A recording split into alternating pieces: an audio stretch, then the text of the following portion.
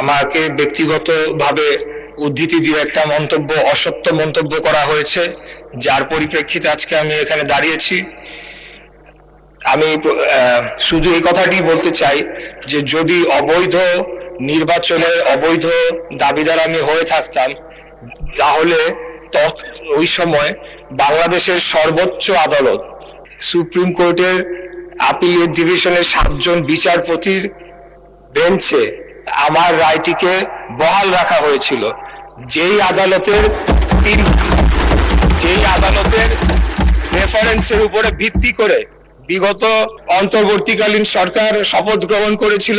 সেই সরকারে আমাদের মাননীয় সেই আজকে যিনি সংসদ সদস্য মন্তব্য করেছেন, তিনিও শপথ নিয়েছিলেন। তাহলে সবকিছু অবৈধ করে দিতে হবে, বিগত সরকারের সমস্ত কিছুকে অবৈধ ঘোষণা করতে হবে। যদি বলা হয় যে আমার ওই রায়টি অবৈধ ছিল, কারণ বাংলাদেশের এপেক্স কোর্ট সুপ্রিম কোর্টের অ্যাপিলেট ডিভিশনের 7 জন বিচারপতির বেঞ্চে আমার রায়টিকে বহাল রাখা হয়েছিল। অতএব আমি এটার তীব্র প্রতিবাদ জানিয়ে আমার বক্তব্য শেষ করছি। ধন্যবাদ সবাইকে।